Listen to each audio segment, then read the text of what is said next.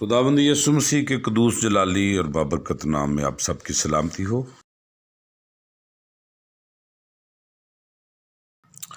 गुज़रे हफ्ते हमने सीखा था खुदावंद के कलाम में से रूहुल कुद्स के मुतल्लक, के रूहुल कुद्स की ज़ात के मुतल्लक, और कि वो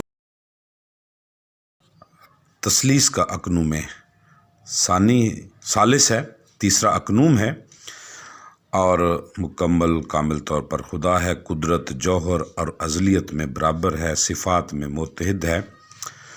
और आज हम एक ही बात सीखेंगे ख़ास तौर पर कि रूहुल कुद्स एक शख्स की तरह काम करता है, और एक शख्स के तौर पर दूसरी बात जो है वो शख्स के तौर पर तस्लीम किया गया है।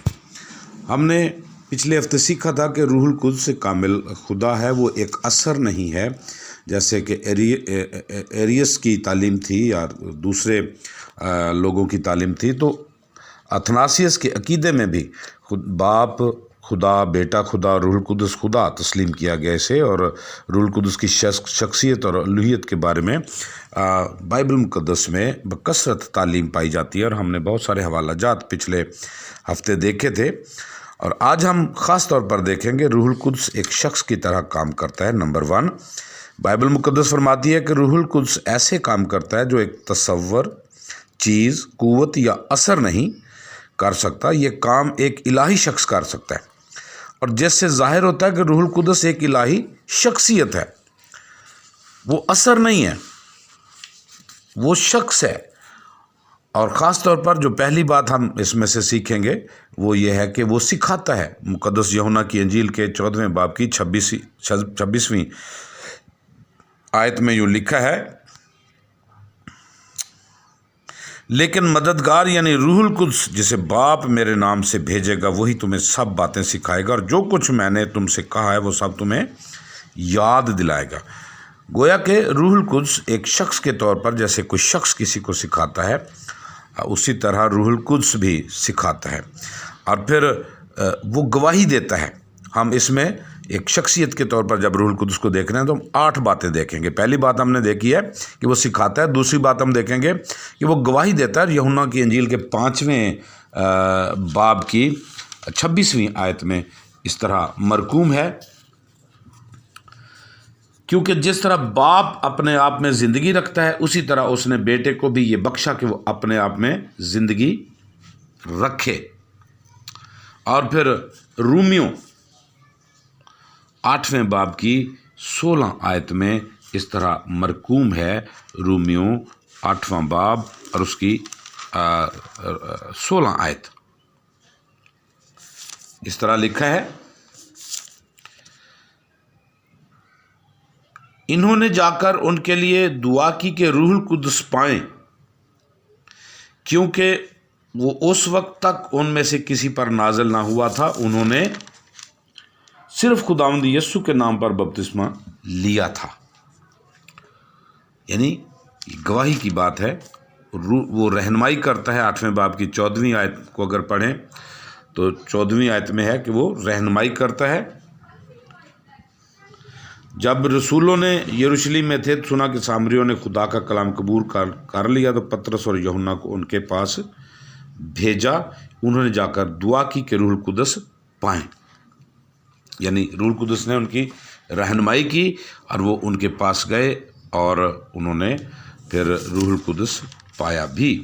और फिर 16वें बाब की 13वीं आयत में यूँ मरकूम है, और सब्बत के दिन शहर के दरवाजे के बाहर नदी के किनारे गए, जहाँ समझे कि दुआ करने की जगह होगी, और बैठकर उन औरतों से जो इकट्ठी हुई थी कलाम करने लगे। यानी रूहुल कुद्स रहनुमाई करता है, वो हमें बताता है, सिखाता है कि किस तरह से हमने मदद करनी है, लोगों के पास जाना है, खुशखबरी के कलाम को सुनाना है। वो कायल भी करता है। रूहुल कुद्स हमें कायल करता है। ये चौथी बात जो हम सीखेंगे कि वो कायल करता है, और कायलियत की कुदरत हमें देता है, और खुदा का कलाम हमें ये बताता है कि किस तरह से रूहुल कुद्स हमें कायल करके खुदा के काम کرنے کی ترغیب دیتا ہے۔ سو روح القدس ہمیں قائل کرتا ہے، اور یوحنا کی انجیل کے 16ویں باب کی 7ویں اور 8ویں آیت میں اس کے قائل کرنے کے بارے میں لکھا ہے تھوڑی دیر میں تم مجھے نہ دیکھو گے اور پھر تھوڑی دیر میں مجھے دیکھ لو گے۔ پس اس کے بعد شاگردوں نے آپس میں کہا، یہ کیا ہے جو وہ ہم سے کہتا ہے کہ تھوڑی دیر میں تم مجھے نہ دیکھو گے اور پھر تھوڑی دیر میں مجھے دیکھ لو گے؟ یہ کہ اس لیے کہ میں باپ کے پاس جاتا ہوں۔ قائلیت بخشتا ہے جب ہم روح القدس کی تحریک سے کسی سے بات کرتے ہیں تو لوگ تبدیل ہوتے ہیں، زندگیاں تبدیل ہوتی ہیں، اور وہ خداوند کے پاس آتے ہیں۔ وہ حکم کرتا ہے۔ اعمال کی کتاب میں ہمیں یہ سکھایا گیا ہے کہ روح القدس کس طرح حکم کرتا ہے، اور اعمال کی کتاب 8ویں باب کی 29ویں آیت میں اس کے بارے میں مرقوم ہے کہ روح القدس حکم کرتا ہے۔ روح القدس نے فلپس سے کہا کہ نزدیک جا کر اس رتھ کے ساتھ ہو لے۔ یہ اس رتھ کی بات ہو رہی ہے جو جس میں ایک حبشی کھوجا سوار تھا، یعنی روح القدس نے حکم کیا کہ اس کے پاس جا۔ روح القدس مدد کرتا ہے، ہم یہ پہلے دیکھ چکے ہیں 8ویں باب میں، جو رومیو 8ویں باب میں، کہ روح القدس مدد کرتا ہے، روح القدس سہایتا کرتا ہے، لیکن تم جسمانی نہیں بلکہ روحانی ہو، بشرطے کہ خدا کا روح تم میں بسا ہوا ہے، مگر جس میں مسیح کا روح نہیں وہ اس کا نہیں ہے۔ سو روح القدس مددگار کے طور پر بھی آیا ہے، اور یوحنا کے انجیل کے 14ویں باب میں بھی ہم نے دیکھا کہ وہ مددگار آئے گا۔ وہ گناہ گاروں کی مزاحمت کرتا ہے، گناہ گاروں کی مزاحمت کرتا ہے، گناہ گاروں کے ساتھ مزاحمت کرتا ہے۔ اور یہ جو ہے ہم پیدائش کی کتاب میں پڑھتے ہیں کہ خدا نے کہا کہ میں کب تک ان کی مزاحمت کروں گا۔ پیدائش کی کتاب کے 6 باب کی 3 آیت میں یوں مرقوم ہے، تب خداوند نے کہا کہ میری روح انسان کے ساتھ ہمیشہ مزاحمت نہ کرتی رہے گی، کیونکہ وہ بھی تو بشر ہے، تو بھی اس کی عمر 120 برس ہوگی۔ یعنی مزاحمت کا جو لفظ استعمال ہوا ہے کہ خدا نے کہا کہ میری روح کب تک مزاحمت کرتی رہے گی، یہ خالصتاً روح القدس کے بارے میں لکھا ہے۔ سو اعمال کی کتاب ہمیں یہ بتاتی ہے کہ روح القدس معجزات بھی کرتا ہے، اور ہمیں اس سے یہ پتہ چلتا ہے کہ کس طور سے روح القدس ایک شخصیت کے طور پر کام کرتا ہے۔ شخصیت جو ہے وہی یہ سارے امور انجام دے سکتی ہے، اس لیے عالمگیر سطح پر ایماندار روح القدس کو ایک شخصیت کے طور پر تسلیم کرتے ہیں، اور یہ تسلیم شدہ بات ہے کہ روح القدس ایک شخصیت ہے اور ثالوث اقدس کا اقنوم ثانی بھی ہے۔ اور پھر ہم دیکھیں گے کہ روح القدس جو ہے بائبل مقدس میں ایسے واقعات بھی درج ہیں، ایسی واقعات لکھے گئے ہیں جہاں پر مصروف دکھایا گیا ہے روح القدس کو مصروف کار رہنے سے ہی کوئی کسی شخص کی شخصیت کو ہم یہ کہہ سکتے ہیں کہ یہ ایک شخصیت ہے، تو مصروف ہے، یہ کام کرتا ہے، شخصیت کو ظاہر کرتا ہے کہ یہ روح القدس ہے۔ سو آج اعمال کی کتاب کے 10ویں باب کی 19ویں سے 21ویں آیت کو پڑھیں تو یہاں پر یہ لکھا گیا ہے، روح نے ان سے کہا کہ دیکھ 3 آدمی تجھے پوچھ رہے ہیں، بس اٹھ کر نیچے جا اور بے کھٹ کے ان کے ساتھ ہو لے، کیونکہ میں نے ہی ان کو بھیجا ہے۔ پطرس نے اتر کر ان آدمیوں سے کہا، دیکھو جس کو تم پوچھتے ہو وہ میں ہی ہوں، تم کس سبب سے آئے ہو؟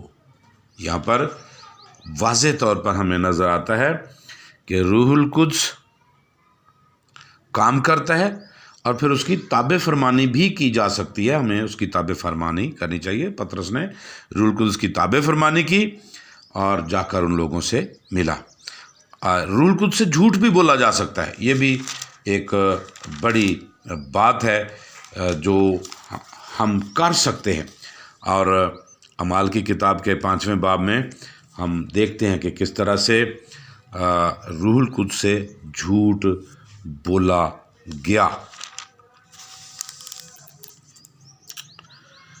یہاں پر جو واقعہ بیان کیا گیا وہ حنانیہ اور سفیرہ کا ہے۔ آپ سب اس سے واقف ہیں کہ کس طرح انہوں نے روپے رکھ لیے زمین بیچ کر، اور جب ان سے پوچھا گیا تو انہوں نے انکار کیا کہ اتنے ہی کی بیچی ہے۔ تو پطرس نے کہا کہ تم نے روح القدس سے جھوٹ بولا، اور وہ وہیں پر مر گئے۔ روح القدس کی مخالفت کی جا سکتی ہے، مخالفت بھی روح القدس کی جا سکتی ہے، اور اعمال کی کتاب کے 7ویں باب میں اور اس کی 51ویں آیت میں ہم یہ دیکھتے ہیں کہ کس طرح سے روح القدس کی مخالفت کی گئی۔ اور یہاں پر اعمال کی کتاب کا مصنف یہ لکھتا ہے، آیت میں لکھا ہے کہ اے گردن کشو اور دل اور کان کے نامختونو، تم ہر وقت روح القدس کی مخالفت کرتے ہو، جیسے تمہارے باپ دادا کرتے تھے ویسے ہی تم بھی کرتے ہو۔ یہاں سے یہ بات واضح ہوتی ہے، ثابت ہوتی ہے کہ روح القدس کی مخالفت بھی کی جا سکتی ہے، اور بہت سارے انسانوں نے روح القدس کی مخالفت کی بھی۔ روح القدس رنجیدہ بھی ہوتا ہے، اس کو رنجیدہ بھی کیا جا سکتا ہے۔ اور افسیوں کے خط کا مصنف مقدس پولس رسول افسیوں کے خط میں اس کے 4 باب کی 30ویں آیت میں ہمیں یہ بتاتا ہے کہ کس طرح سے روح القدس کی مخالفت کی گئی، اور اس کو رنجیدہ کیا جا سکتا ہے۔ افسیوں اور اس کا 4 باب اور اس کی 30ویں آیت میں یوں مرقوم ہے، اور خدا کے پاک روح کو رنجیدہ نہ کرو جس سے تم پر مخلصی کے دن کے لیے مہر ہوئی ہے۔ گویا کہ ہم اپنے کام سے، اپنے الفاظ سے، اپنے چال چلن سے بھی پاک روح کو رنجیدہ کر سکتے ہیں۔ جب پاک روح رنجیدہ ہوتا ہے تو ہم سے الگ ہو جاتا ہے، اس کو بجھایا بھی جا سکتا ہے۔ اور یاد رکھیں کہ روح بجھ جاتا ہے، یعنی وہ ہمارے اندر پھر کام نہیں کرتا، علیحدہ ہو جاتا ہے۔ ضروری ہے کہ ہم روح القدس کو نہ تو رنجیدہ کریں، نہ اس کی مخالفت کریں، نہ اس سے جھوٹ بولیں، اور بلکہ اس کی تابع فرمانی کریں۔ تابع فرمانی کر کے ہم خدا کے نام کو جلال دے سکتے ہیں۔ جب ہم روح القدس کی تابع فرمانی کرتے ہیں، جب ہم اس کی بات کو مانتے ہیں، تو پھر خدا ہمیں ان برکات سے نوازتا ہے جو ہمیں وہ دینا چاہتا ہے۔ دوسرے تسلنیکیوں کے 5ویں باب کی 19ویں آیت، نبوتوں کی حقارت نہ کرو، روح کو نہ بجھاؤ۔ روح کو نہ بجھاؤ، یہ بہت چھوٹی سی آیت ہے، صرف 3 الفاظ 4 ہیں، روح کو نہ بجھاؤ۔ یہ ایک چھوٹی سی آیت ہے، 19ویں آیت بہت چھوٹی آیت ہے، لیکن یہ بہت بڑی بات ہے کہ پولس رسول مجھے اور آپ کو یہ کہتا ہے کہ روح کو نہ بجھاؤ۔ تاہم روح القدس کے خلاف کفر بکا جا سکتا ہے۔ متی کی انجیل میں خداوند یسوع مسیح کے یہ الفاظ ہیں کہ جو شخص خدا کے بیٹے کی تکفیر کرے گا اس کا گناہ بھی معاف ہوگا، جو خدا باپ کی تکفیر کرے گا اس کا بھی گناہ معاف ہوگا، لیکن خدا روح القدس کے وسیلے سے خدا روح القدس کے خلاف جو گناہ کرے گا اس کے لیے معافی نہیں ہے، اس کے لیے ابدی دروازہ بند ہو جائے گا، معافی کا ابدی دروازہ۔ روح القدس مسیح کے وسیلے سے توبہ کے لیے قائل کر کے معافی اور ابدی زندگی کا دروازہ کھول دیتا ہے، مگر جو خدا باپ اور بیٹے کی تکفیر کرتے ہیں خدا روح القدس کے وسیلے سے معاف کیے جا سکتے ہیں، لیکن جو خدا روح القدس کے برخلاف گناہ کرے گا اس کے لیے معافی اور ابدی زندگی کا دروازہ بند ہو جائے گا۔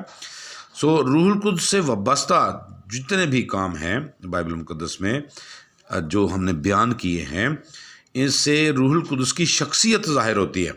سو ہمیں یہ یاد رکھنے کی ضرورت ہے آج کہ روح القدس ایک شخصیت ہے، اور یہ اقنوم ثانی ہے تثلیث کا، خدائے ثالوث کا اقنوم ثانی ہے، تیسرا اقنوم ہے، اور یہ کامل خدا ہے، کامل شخصیت رکھتا ہے، اور یہ ایک مصروف کار رہتا ہے، اور اس میں ہم نے پڑھنا ہے۔ یہ ہمیں سکھاتا ہے، ہمیں سنبھالتا ہے، ہماری مدد کرتا ہے، رہنمائی کرتا ہے، قائل کرتا ہے، حکم کرتا ہے، مدد کرتا ہے، مزاحمت کرتا ہے، گناہ گاروں کی معجزات بھی کرتا ہے، تابع فرمانی کی جا سکتی ہے، جھوٹ بولا جا سکتا ہے، اس کی مخالفت کی جا سکتی ہے، رنجیدہ ہو سکتا ہے، بجھایا جا سکتا ہے، اور اس کی بے عزتی کی جا سکتی ہے، اس کے خلاف کفر بھی بکا جا سکتا ہے۔ سو ہمیں اس بارے میں اس لینٹ سیزن میں ہمیں الرٹ رہنا چاہیے کہ کہیں ہم خدا روح القدس کے برخلاف کوئی گناہ نہ کریں، اور ہم اس ابدی نجات سے بھی کہیں ہاتھ نہ دھو بیٹھیں۔ خداوند آپ سب کو اس کلام کے وسیلے سے برکت بخشے، باپ، بیٹے اور روح القدس کے نام سے، آمین۔